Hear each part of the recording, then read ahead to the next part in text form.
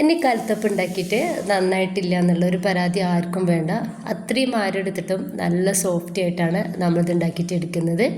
അപ്പോൾ ഇത് നമ്മൾ ബേക്കറിലേക്ക് കിട്ടുന്ന അതേ ടൈപ്പിലുള്ള കൽത്തപ്പാണ്. അപ്പോൾ ഇത് ഉണ്ടാക്കുന്നത് ഇങ്ങനെയെന്ന് നോക്കാം.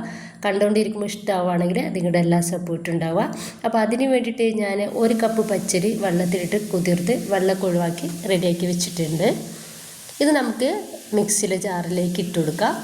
ഇത് മിക്സിയുടെ ജാറിലോട്ട് ഇട്ടുകൊടുത്തിട്ടുണ്ട്. അപ്പോൾ ഇതിൽ 1 കപ്പ് പച്ചരിയാണ് ഞാൻ എടുത്തിട്ടുണ്ടായിരുന്നത്. അപ്പോൾ നമ്മൾ പച്ചരി എത്ര എടുക്കുന്നത് അതേ സെയിം തന്നെ നമ്മൾ വെള്ളം എടുക്കട്ടോ. അപ്പോൾ ഇതിൽ നിന്ന് ഞാനൊരു ഭാഗത്തോളം വെള്ളം മിക്സിയുടെ ജാറിലേക്ക് ഒഴിച്ചു കൊടുത്തിട്ടുണ്ട്. മുഴുവനായിട്ട് ഒഴിച്ചു കൊടുക്കണ്ട, ബാക്കി നമുക്കവിടെ വെക്കാം. ഒന്നിച്ച് ഒഴിച്ചു കൊടുത്താൽ അരഞ്ഞു കിട്ടാൻ ബുദ്ധിമുട്ടായിരിക്കും. ഇനിയിപ്പോൾ 2 ടീസ്പൂണ് ചോറാണ് ഇട്ട് കൊടുക്കുന്നത്.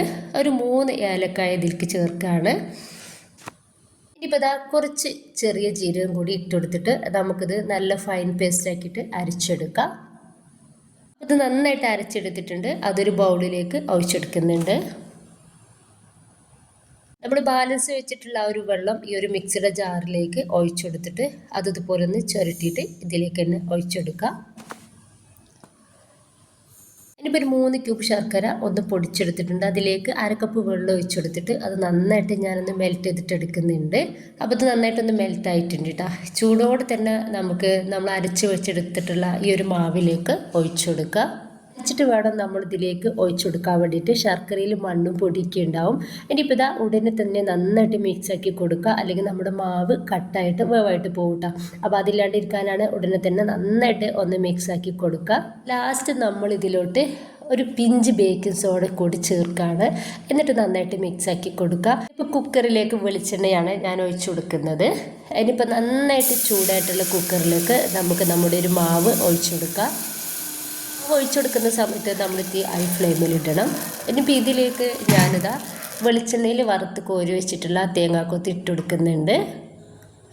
അപ്പോൾ നിങ്ങൾക്ക് കുറച്ചധികം തന്നെ വേണമെന്നുണ്ടെങ്കിൽ കുറച്ചധികം ഇട്ട് കൊടുക്കുക. ഞാൻ അത്യാവശ്യം തേങ്ങാക്കൊത്ത് എടുത്തിട്ടുണ്ട്. അത് ഇതിലിൻ്റെ മേലേക്ക് ഇതുപോലെ വിതറി കൊടുക്കുകയാണ്.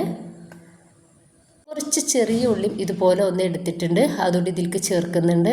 ചെറിയ ഉള്ളി ഞാൻ വളരെ കുറച്ച് ചേർത്ത് കൊടുക്കുന്നുള്ളൂ കേട്ടോ. ഇനി അതുകൂടി ചേർത്ത് കൊടുത്തതിന് ശേഷം നമുക്ക് കുക്കറിൻ്റെ മൂടി ഒന്ന് അടച്ചു വെച്ച് കൊടുക്കാം. കുക്കറിൻ്റെ മൂടിയുടെ വിസിൽ മാറ്റി കൊടുക്കാൻ വേണ്ടിയിട്ട് മറക്കരുത്.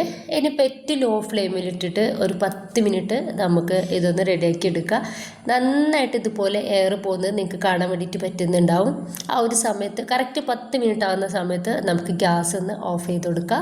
നന്നായിട്ട് ചൂടാറിയതിന് ശേഷം മാത്രമാണ് നമ്മൾ കുക്കറിൻ്റെ മൂടി തുറക്കാൻ വേണ്ടിയിട്ട് പാടുള്ളൂ. ഇപ്പോൾ അത് നന്നായിട്ട് ചൂടാറിയിട്ടുണ്ട്. ഇനിയിപ്പോൾ നമ്മൾ കൈ വെച്ചിട്ട് തന്നെ ഈസി ആയിട്ട് നമുക്കിത് എടുക്കാൻ വേണ്ടിയിട്ട് പറ്റും. ഇപ്പോൾ നമ്മൾ കറിയൊന്നും ചെയ്യാണ്ട് നല്ല പെർഫെക്റ്റ് ആയിട്ട് തന്നെ കൽത്തപ്പം കിട്ടിയിട്ടുണ്ട്. നമ്മുടെ കുക്കറിലും ഒട്ടിപ്പിടിക്കുക ഒന്നും ചെയ്തിട്ടില്ല. നമ്മുടെ ഈ കൽത്തപ്പം നല്ല സോഫ്റ്റാണ് കേട്ടോ. അത് കാണുമ്പോൾ തന്നെ നിങ്ങൾക്ക് മനസ്സിലാകുന്നുണ്ടാവും. അപ്പോൾ ഈ കറക്റ്റ് വെള്ളം നമ്മൾ പച്ചരി എടുത്തിട്ടുള്ള അതേ കറക്റ്റിൽ 1 കപ്പ് വെള്ളം 1/2 കപ്പ് ശർക്കരയിലേക്കാണ് നമ്മൾ വെള്ളമായിട്ടുള്ളത്. അപ്പോൾ 1.5 കപ്പ് വെള്ളമാണ് മൊത്തത്തിൽ നമ്മൾ എടുത്തിട്ടുള്ളത്. ഇനിയിപ്പോൾ നമുക്ക് ഇതൊന്ന് കട്ട് ചെയ്തിട്ട് എടുക്കാം.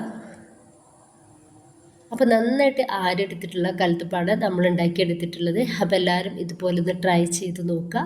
ഇഷ്ടമായിട്ട് നിങ്ങളുടെ എല്ലാ സപ്പോർട്ടും ഉണ്ടാവുക. ലൈക്ക് ചെയ്യാനും സബ്സ്ക്രൈബ് ചെയ്യാനും കമൻറ്റ് ചെയ്യാനൊന്നും മറക്കേണ്ട.